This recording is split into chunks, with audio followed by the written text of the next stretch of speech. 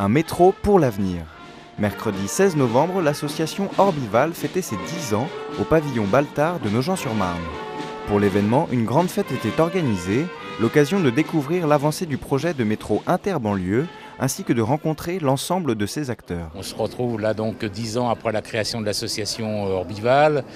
Bon, à l'époque, c'est vrai que pas grand monde ne croyait quand même à la réussite d'un projet aussi ambitieux. Avec Jacques J.P. Martin et puis avec ensuite beaucoup d'autres, on a su unir nos efforts. Et on voit aujourd'hui combien maintenant les choses ont quand même avancé puisque les chantiers sont lancés. On a la quasi-certitude évidemment que la première ligne qui sera réalisée sera celle que nous avions portée avec Orbival, cette ligne 15 Sud, et je dirais que même nos projets de l'époque ont été même dépassés puisqu'on est maintenant sur un réseau, un projet encore plus important, plus complet. Donc c'est évidemment une grande satisfaction. L'animation était au rendez-vous pour les petits comme pour les grands, capla, jeux, animation photo, musique et bien d'autres. Mais le véritable challenge de la journée était la construction collective d'une immense gare en carton, la première gare du métro. On a commencé samedi, en fin de compte, à commencer à préparer des pièces, toutes les pièces un peu spécifiques, les fûts, les arches, voilà, en amont, parce que bon, ça demande un peu plus de technique. Et après, on a commencé ce matin à assembler tout ça. Depuis une quinzaine d'années, j'organise des constructions monumentales en carton, participatives, donc qui se font avec les gens. S'il n'y a personne, ça ne se monte pas. Donc là, aujourd'hui, c'est pour les 10 ans d'Orbival, donc c'était un peu la première gare qui voit jour.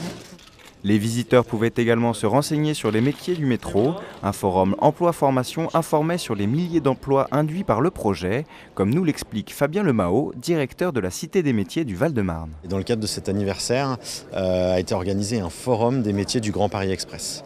L'idée, c'est de rassembler des partenaires du territoire et d'informer sur les métiers, les emplois et les formations de ce projet d'envergure qui est le Grand Paris Express en Val-de-Marne.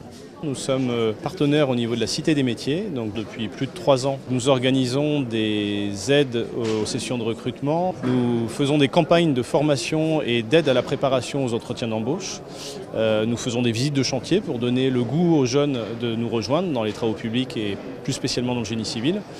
Et nous organisons au quotidien des actions d'insertion sur nos chantiers. Nous sommes venus avec mon fils Hugo pour observer les métiers qui étaient présents sur Orbival. Aujourd'hui, il est en 3e et il cherche aussi à intégrer une entreprise pour faire son immersion. Ce qui m'a intéressé le plus dans cet événement, c'est la présentation, la diversité des entreprises qui sont présentées ici et aussi la construction d'une gare éphémère par un artiste. On sait qu'il faut se former aujourd'hui à ces emplois qui vont arriver dans les années à venir. C'est un projet d'envergure qui va influencer les mobilités, qui va influencer la géographie, qui va influencer les parcours professionnels.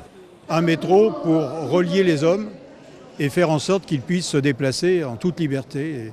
Et c'est donc là qu'est la satisfaction de... Attendons le premier train.